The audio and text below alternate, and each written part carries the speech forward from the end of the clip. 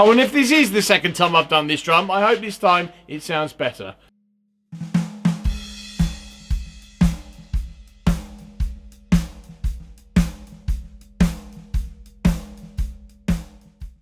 So there was a time, many years ago, before I was a family man, I had some money. I had money in the bank, and I was lucky enough to be able to afford, when they came out, certainly in 2008, and then sort of 2009, 2010, 2012, you know, during that sort of period, I was lucky enough to be able to buy the Craviotto AK collaboration drums, and certainly for the first 3 rounds or 3 pairs of drums, really, I was lucky enough to be able to pick up a pair of each. And I may or may not have done this drum before. I couldn't see it, but I may or may not have done this drum before. So if I did, it will have been a while ago. And so I'm hoping that this will be a slightly better quality video than the last one, if indeed I actually did it. But this, as you'll have seen, is the Craviotto AK Copper 14x6.5. The 6.5, as I've said several times before, is my preferred size. I do have the 5 as well, and if I could find it, it's in the other room somewhere. I'm planning on doing a little bit of an overhaul in here over the next week, so I'm not going to go digging just for the hell of it. But this is not, I can never remember if this is number 6 or number 4. And if you'll just bear with me, I'll have a quick look.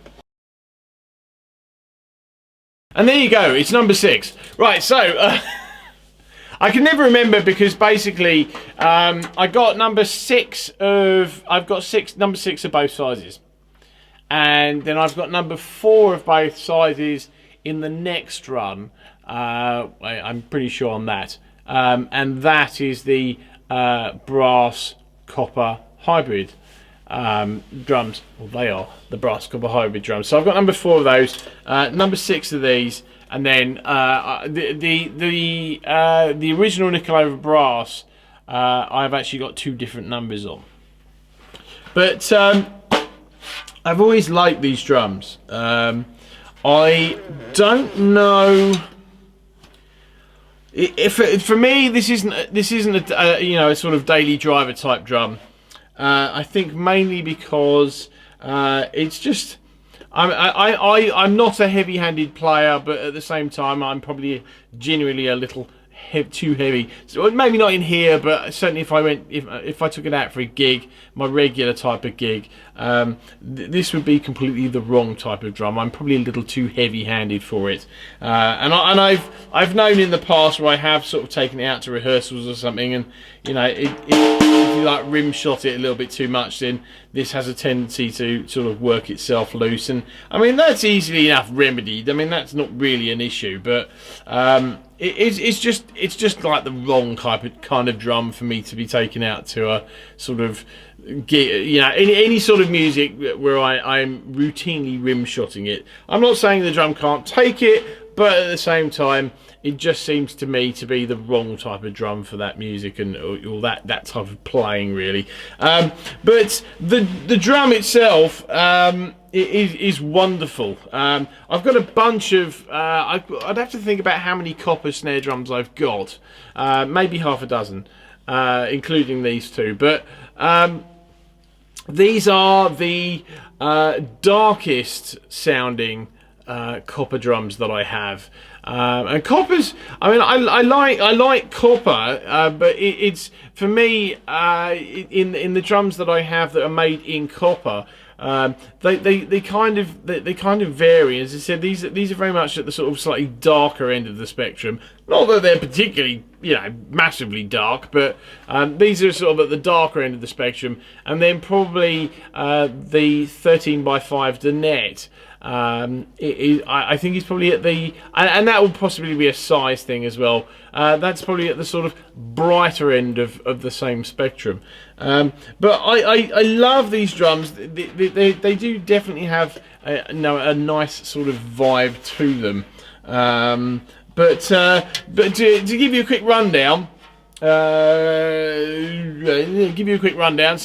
2.3mm hoops, triple flanged hoops. You've got Adrian's, I'm designed sort of vintage strainer. I may, if you say this, I've forgotten what you call it. I am terribly sorry. And that is it. There's an elegance to that. I mean, again, it just does the off and off, off and on. But there is an elegance to it, and there's an elegance to the actual movement of it, and there's an elegance to just the way it looks. And for me, that strainer perfectly complements this drum, and I think it's a great choice. It's got the Craviotto C. I don't know if you're going to catch that. There you go. I think you can see that there. So it's got the Craviotto C on it anyway. But it's a sort of unfinished, sort of dirty looking shell. And you can still see sort of all the scratch marks. Now the camera pretty much, I'm sure, won't pick up all the scratch marks and sort of scuffing that's on the shell, but that is absolutely in this instance part of these drums' charm. They really are. They look like they've been sort of sat downstairs in a basement for 50 years. It's just the darkness, and I think again, this is one of those things that probably makes each drum unique in that respect, because unlike regular mass production drums, which are all nice and shiny and lovely, they kind of all look the same because they're all nice new production drums. And this because of the tool marks and things, or scratches or whatever they are, and you've got this sort of darker I don't know what you call it really. I mean, the darker element around the bead, everything's going to be unique, and I love that again. So you've got the Craviotto badge there, which typically is in the dark. There you go. So that's yeah. There you go. I mean, I'm sure you probably know what it looks like anyway by now. You got the double-ended tube lugs, which again, I just love all of this stuff. Craviotto butt plate. Yeah, there's the air hole. I mean, the air hole is literally just a hole. There's nothing fancy in that respect. This is and the reason why I had to spend some time looking for the sort of serial number is it's stamped very small stamping on the inside of the shell. If that wasn't obvious, just to me sort of staring around and doing that. The drum. I think to be honest, this is kind of, this bottom head, the logo head, probably deserves to be changed at some point in the future. It's probably getting a little old now. I mean, this drum is about 10 years old, so I changed the regular logo head out for just the regular ambassador. But I think it's one of those things. Now again, you probably won't be able to see. I mean, I know you can see in the drum, but I don't know whether you'll be able to pick up sort of just the inside of the drum. Again, has that kind of like unfinished look to it, and it's just I just love it. I really do. It's just it's just a vision. It's very aesthetically pleasing. Regular Craviotto snare wires on there. And the other thing I was going to mention was the edges. These are just sort of flanged edge, and the where are we? Very sort of quite a sort of tight snare bed. It's kind of really only sort of there, so it's not very wide.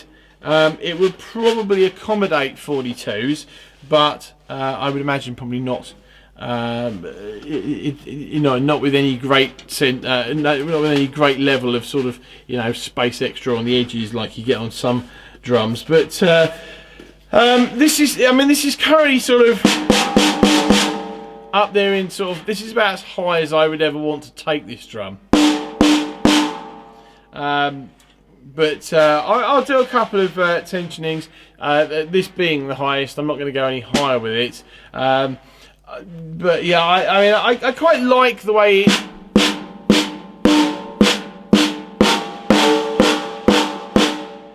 I just like the ring to this. I like just the attack.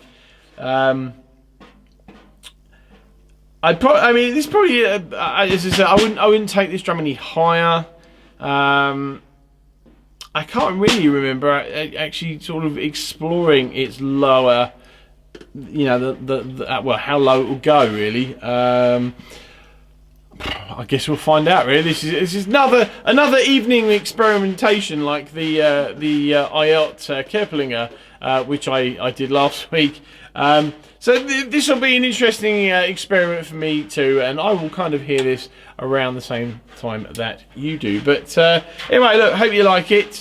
This is what it's looked like. I'm not going to be able to give it a proper spin at the moment, but this is what it kind of looks like. Very briefly, this is what it sounds like. Thank you for watching, and I will see you next time. Oh, and if this is the second time I've done this drum, I hope this time it sounds better. Thanks for watching. See you later.